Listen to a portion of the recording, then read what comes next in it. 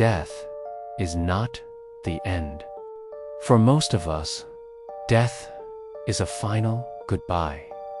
We bury our loved ones, we mourn them, and we hope that one day we will see them again in another place. But what if you didn't have to wait? What if your loved ones came back? Not as ghosts, not as spirits, but as flesh and blood. What if they were born again into the same family, looking exactly the same and remembering exactly how they died? In 1957, a tragedy destroyed the Pollock family in Hexham, England. 2 young daughters were killed in a car accident, but 1 year later, the mother gave birth to twins. And as these twins grew up, they started saying things they couldn't possibly know. They knew the names of dead dolls. They had scars that matched the injuries of the dead sisters, and they screamed in terror whenever a car came near them. This is the true story of the Pollock twins, the only case in history that scientists and skeptics struggle to explain. It is a story that asks the most terrifying question of all: do we ever really leave? Part 1. The Sunday Tragedy. To understand the miracle, we must first understand the nightmare. John and Florence Pollock were a happy couple living in the quiet town of Hexham. They had 2 beautiful daughters, Joanna, who was 11, and Jacqueline, who was 6. Joanna was like a little mother to Jacqueline. They were inseparable. They dressed alike, played alike, and held hands everywhere they went. May 5th, 1957. It was a Sunday morning. A bright, sunny day. The family was getting ready for church. The 2 girls ran ahead of their parents to save seats. They were holding hands, skipping down the sidewalk.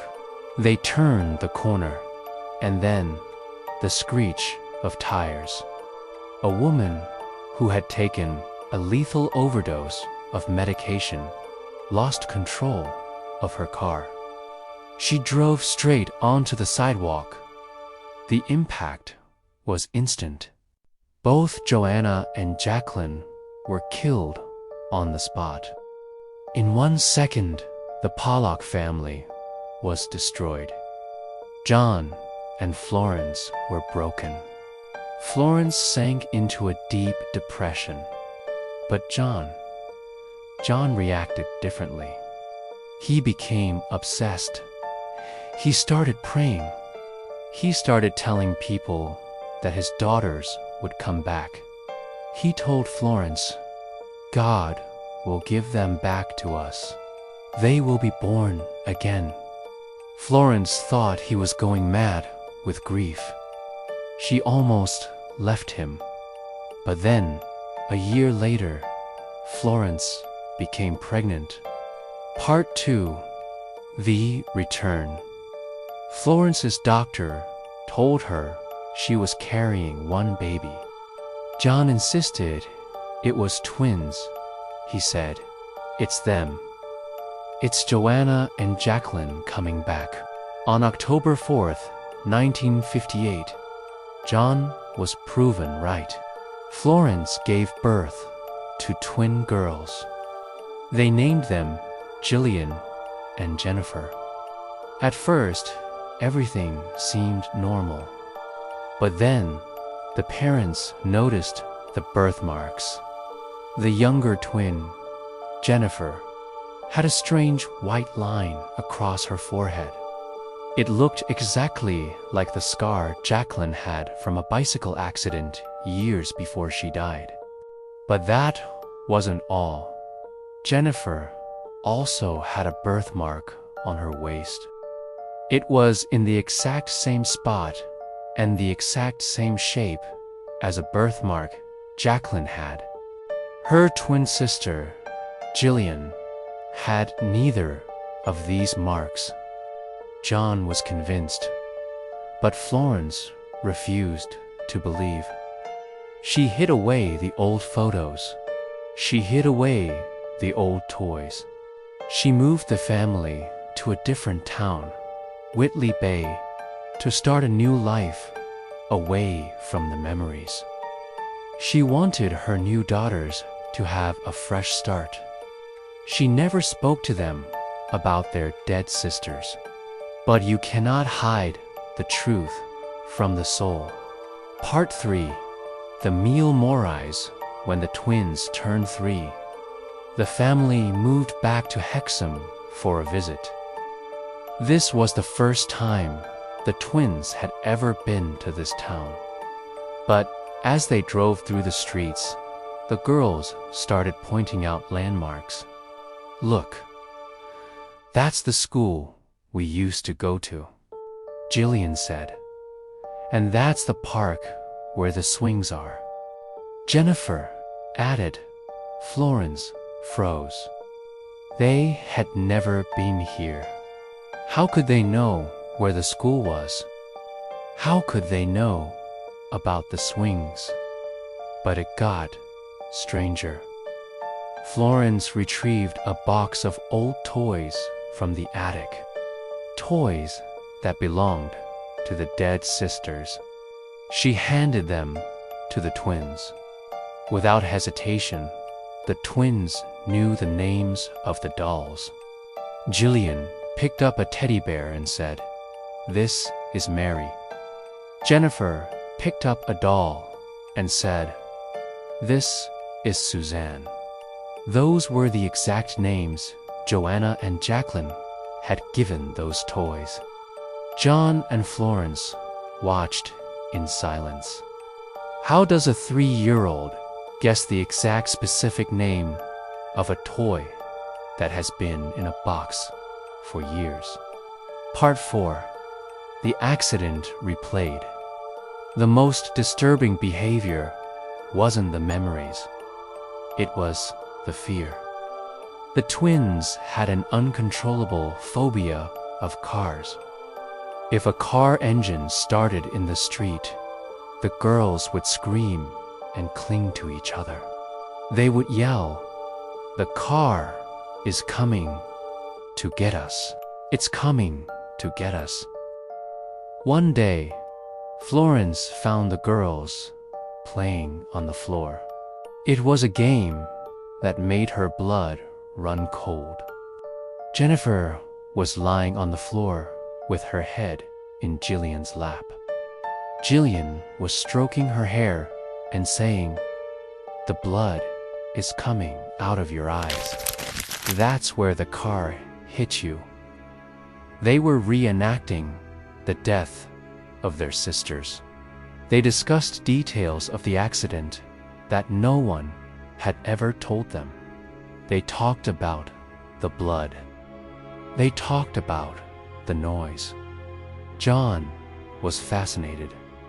He believed this was proof of reincarnation. He documented everything. Florence, a strict Catholic, was terrified. She didn't want to believe in reincarnation, but she couldn't deny what was happening in her own home. Part 5. The veil drops. Scientists and psychologists heard about the case. Dr. Ian Stevenson, a famous psychiatrist who studied reincarnation, traveled to meet the Pollocks. He examined the girls. He examined the scars. He interviewed the parents. He tried to trick the girls. He concluded that there was no way the girls could have learned this information. The parents were private people. They didn't seek fame. Stevenson called it one of the strongest cases of reincarnation in the Western world. But then, something happened. As the girls turned 5 years old, the memories began to fade. It was like a veil was dropped. One day, they just stopped talking about it. They forgot the names of the dolls. They forgot the accident. They became normal little girls. They grew up to be normal women. Today, Jillian and Jennifer don't remember their past lives. They only know what their parents told them. Part 6, Conclusion. So, what really happened in the Pollock household? Skeptics say that maybe the parents unknowingly fed the girls information. Maybe the girls overheard conversations and created a fantasy.